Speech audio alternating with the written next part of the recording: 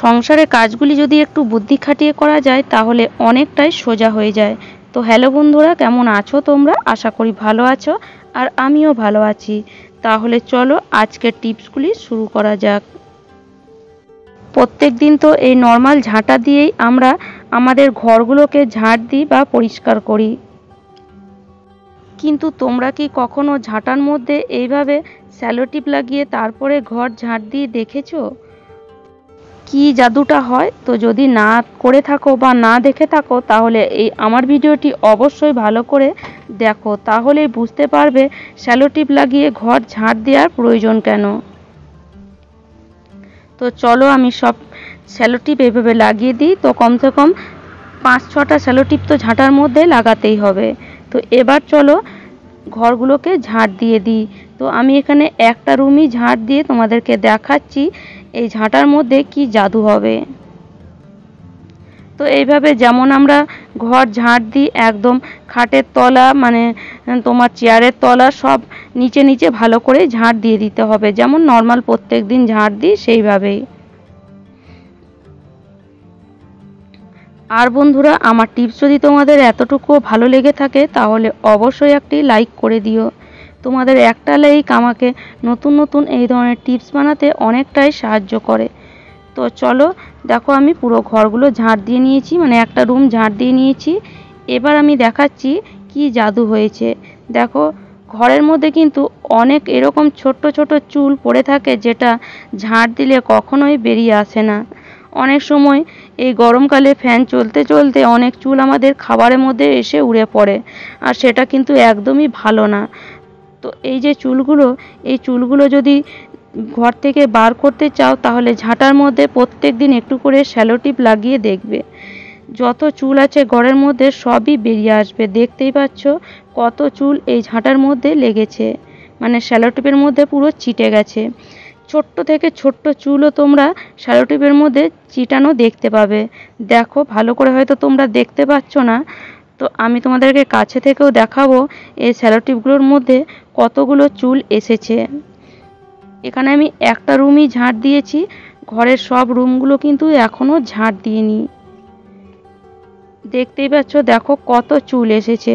তো আমি তোমাদেরকে কাছে থেকে দেখাচ্ছি, দেখো এবার কত চুল এসেছে দেখতে পাচ্ছ। তো এইভাবে তোমরাও তোমাদের ঘরের চুল, ছোট্ট থেকে বড় চুলগুলো এইভাবে স্যালোটিপের সাহায্যে বের করে নিতে পারো। তো টিপসটা কিন্তু খুবই কাজের, আশা করি তোমাদেরও কাজে আসবে। তো যাওয়া যাক পরের টিপসে। অনেক সময় দরজার মধ্যে এই ধরনের আওয়াজ হয়, যখন দরজার যে কবজাগুলো আছে সেগুলো জাম হয়ে যায় তখন কিন্তু এই ধরনের আওয়াজ হয়। তো আমরা ভাবি কি করব, সেটা খুঁজে পাই না। তো এটা খুবই সহজ, সঙ্গে সঙ্গে আওয়াজটা মানে নির্মূল হয়ে যাবে, আওয়াজটা আর হবে না। সামান্য সর্ষের তেল এইভাবে কবজাগুলোর মধ্যে লাগিয়ে দাও, যেন সর্ষের তেল কবজাগুলোর মধ্যে পৌঁছায় সেইভাবে কিন্তু লাগাতে হবে। তো এখানে আমি একটা মানে ছেনি নিয়ে নিয়েছি, আর তার সাহায্যেই সর্ষের তেল এইভাবে কবজার মধ্যে লাগিয়ে দিচ্ছি। তো এইভাবে যদি তোমাদের ঘরে কোনো দরজায় আওয়াজ হয়, সামান্য সর্ষের তেল লাগিয়ে দেখো, আওয়াজটা সঙ্গে সঙ্গেই চলে যাবে। 10 মিনিটের মধ্যেই তোমরা ফল বুঝতে পারবে। বা একটা এরকম ব্রাশ নিয়ে নাও, আর ব্রাশের সাহায্যেও এইভাবে কবজার মধ্যে সর্ষের তেল লাগিয়ে দিতে পারো। কবজা যখন জাম হয়ে যায়, সাধারণত বর্ষাকালে এরকম একটা আওয়াজ হয় দরজার মধ্যে ক্যাঁক ক্যাঁক করে, যেটা আমাদের একদমই শুনতেও ভালো লাগে না। তো এইভাবে যদি একটু সর্ষের তেল দিয়ে দাও, দরজাটাও ফ্রি হয়ে যাবে আর আওয়াজটাও বন্ধ হয়ে যাবে। তো আশা করি টিপসটা কাজে আসবে। ঘর তো আমরা প্রত্যেক দিনই পরিষ্কার করি বা মুছি, কিন্তু দেখবে যাদের এ ধরনের টাইলসের ঘর বা মার্বেলের ঘর, জয়েন্টের জায়গাগুলো নোংরা জমে জমে পুরো কালো হয়ে যায়, যেটা দেখতে একদমই ভালো লাগে না। তো আমরা ভাবি এটাকে কীভাবেই বা পরিষ্কার করব। তো কিছুই করতে হবে না, সামান্য একটু হারপিক নিয়ে যদি এইভাবে জয়েন্টের জায়গায় দিয়ে দাও, আর তারপরে যদি নিয়ে নাও একটা চিরুনি আর একটা যে কোনো পুরনো ছেঁড়া মোজা, আর মোজার মধ্যে চিরুনিটা এইভাবে যদি ভরে একটু এইভাবে ঘষে দাও, তাহলেই দেখবে এই জায়গাগুলো সুন্দর পরিষ্কার হয়ে যাবে। খুব বেশি ঘষাঘষিরও প্রয়োজন নেই, সামান্য একটু ঘষা দিলেই দেখবে জায়গাটা একদম পরিষ্কার হয়ে সাদা হয়ে যাবে। তো দেখো আমি দেখাচ্ছি, দেখো এই জায়গাটা দেখো কতটা কালো, আর এটা দেখো কতটা পরিষ্কার। তো আমি আরেকটাও তোমাদেরকে পরিষ্কার করে দেখাচ্ছি, মানে আরেকটা জয়েন্টের জায়গাও পরিষ্কার করে দেখাচ্ছি। সামান্য একটু হারপিক দিবে, খুব বেশি দেওয়ারও দরকার নেই। বাস এইভাবে এই চিরুনটার মোজা দিয়ে ঘষে দাও। যেহেতু চিরুন নিয়েছি সেজন্য এই জায়গার মধ্যে খুব ভালো ঢুকে যাবে আর মোজাটা পরিষ্কার করতে সাহায্য করবে। তো এইভাবে তোমরা তোমাদের টাইলসের ঘর বা মার্বেলের ঘর পরিষ্কার করে নিতে পারো জয়েন্টের জায়গাগুলো।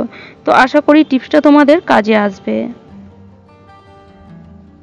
প্রত্যেক দিনই তো আমরা ভাত বানাই, আর তার জন্য আমরা চালটাকে ভালো করে ধুয়ে নিই। তো চালটাকে ধুয়ে এই যে প্রথম চাল ধোয়ার জলটা, এটা কিন্তু আমরা ফেলে দিই, কিন্তু এই জলটাকে ফেলে না দিয়ে তোমরা এই জলটা দিয়ে অনেক কাজই করে নিতে পারো। তো এই জলটা দিয়ে তোমরা কাউরি প্রাণও বাঁচাতে পারো এই গরমকালে। তো জলটাকে আলাদাভাবে একটা জায়গার মধ্যে নিয়ে নাও, আর এই জলটা তোমরা দিয়ে দাও যে কোনো একটা গাছের মধ্যে। তো এইভাবে যদি এই চাল ধোয়ার জল দাও তাহলে এই গরমকালে গাছেরও একটু জল পাবে গাছ, আর যেহেতু চাল ধোয়ার জল অনেক পুষ্টি আছে তার জন্য গাছ এরকম ফল ফুল দেবে তোমাদের বাড়িতে। তো আশা করি টিপসটা কাজে আসবে। বাড়ি লক করার জন্য আমরা তো তালা ব্যবহার করি, কিন্তু এই বর্ষাকালে দেখবে অনেক সময় তালার মধ্যে জং ধরে যায়, আর যে কারণে তালাটা অনেক সময় খুলতে চায় না। তালাটা খুলতে আমাদের খুবই অসুবিধা হয়। দেখো এই তালাটার মধ্যে জং ধরে গেছে, আর এইভাবে আমাদের ঘোরাঘুরি করতে গিয়ে অনেক সময় তালা খোলে না, তখন আমরা কি করি, তালাটাকে ভেঙে দিই বাধ্য হয়ে। কিন্তু এইভাবে তালাটা না ভেঙে যদি এর মধ্যে সামান্য একটু সর্ষের তেল এইভাবে দিয়ে দাও, দেখো যেখানে যেখানে মানে তেলটা ঢুকে যাবে সেই জায়গাগুলোতে একটু সামান্য করে সর্ষের তেল দিয়ে দাও, তারপরে এটাকে রেখে দাও মোটামুটি আধ ঘন্টা মতন, দেখবে তালাটা খুব সহজেই খুলে যাবে। তবে তেলটা কিন্তু ভেতরে ঢোকার মতন জায়গাতেই দিতে হবে, যেন তালার ভেতরে তেলটা ঢুকে আর ভেতরের জায়গাগুলো যেন তেলে ভালো করে ভিজে যায়। তো চলো এইভাবে তেল দিয়ে এটাকে আমি কিছুক্ষণ রেখে দেব, মোটামুটি আধ ঘন্টা মতন। আধ ঘন্টা পর আমি তোমাদেরকে দেখাচ্ছি। দেখো এইভাবে একটু নাড়াচাড়া করলেই তালাটা দেখো কত সহজে খুলে গেল। যে তালা কিছুক্ষণ আগে খুলছিল না, এখন দেখো কত সহজে খুলে গেল। তো এইভাবে তালা ভেঙে না দিয়ে সামান্য একটু সর্ষের তেল দিয়ে অবশ্যই দেখতে পারো, সময়ও বাঁচবে আর সাথে সাথে পয়সাও বাঁচবে।